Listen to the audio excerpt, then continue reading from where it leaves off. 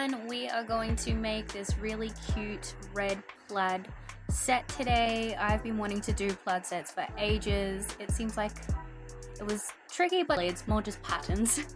So I'm starting off with my base coat. I do 2 base coats on these full coverage press-ons. It's something that I learned from Nails by Val. It just makes the press-ons a lot stronger and not prone to breakage. So I go in with 2 coats of the base coat.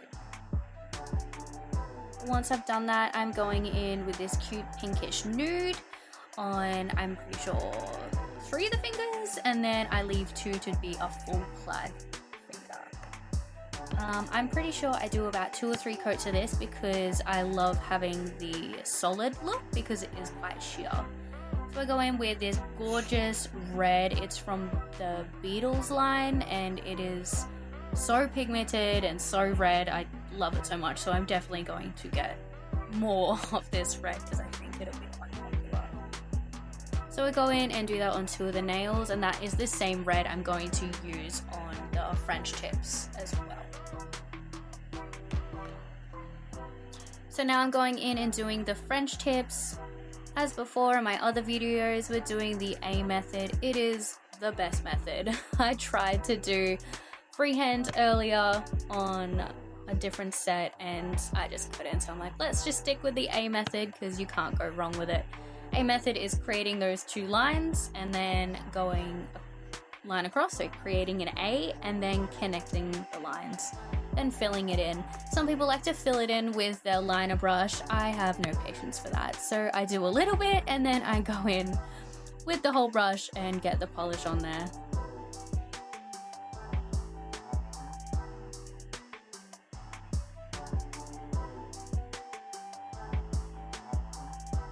I love doing a deep French, so that is where I connect the line basically down to the cuticle. I think it just looks a lot more elegant and beautiful.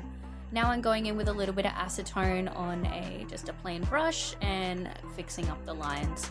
Acetone won't affect the base color at all after it's cured. Obviously, if you leave it on for a long period of time, it will, but just to clean up, it's fine to use.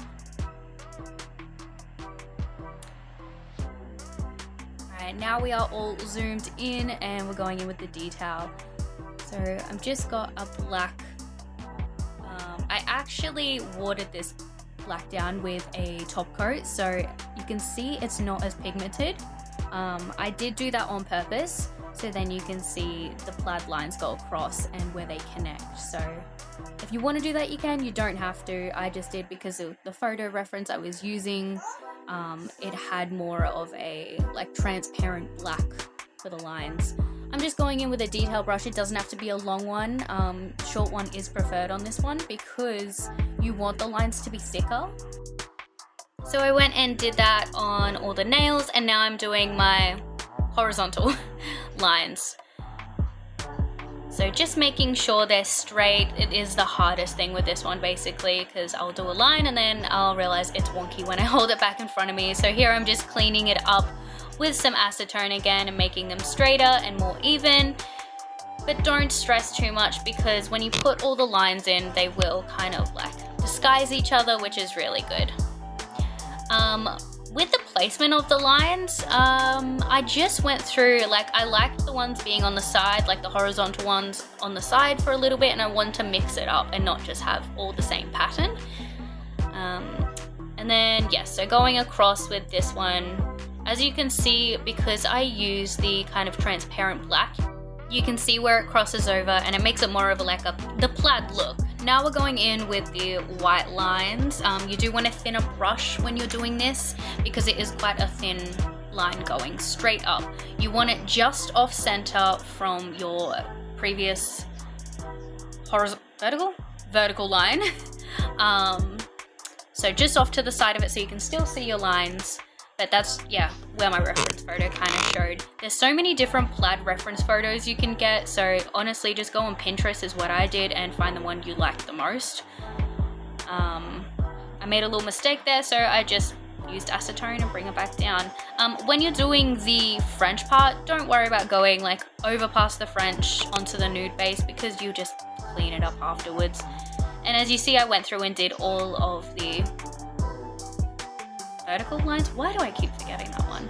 And now I'm going through and doing the little tiny little diagonal lines going up. I think it's the stitches is what they are. This was probably one of the hardest part to be consistent with, but by the end of it I did get the hang of it, by just holding the brush on an angle and pressing it on instead of trying to like brush it on.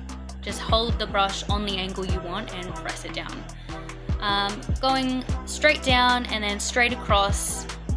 And you will start to learn like the pattern. So these stitches went in between the black lines and to the left of the white lines.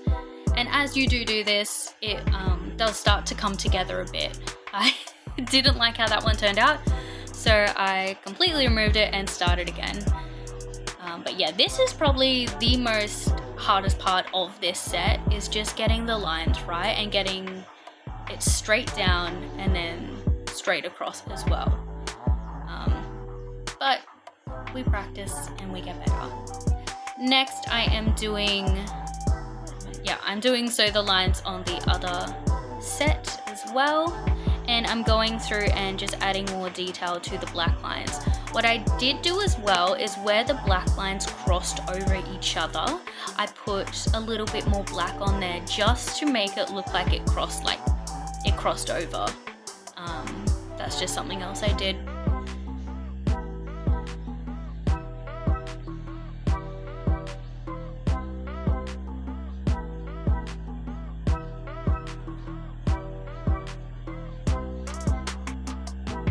So after you've gone through and done all that, obviously you're curing between sets. I'm doing the top coat now. And the top coat really does bring it all together every time. It's just beautiful.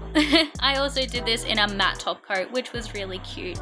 So now I'm going to do the gems. So with my gems, I like to buff the nail first and then go in with my UV activated glue is the best one because it doesn't set straight away. You can move your gems around until you've got it perfectly where you want, and then you put it under the lamp. So I'm starting off with a large circle red gem and then a crystal on top and then a different shape. I'm still learning how to do placements and things like that with gems. It is tricky, but I've learned that doing different sizes and shapes really help.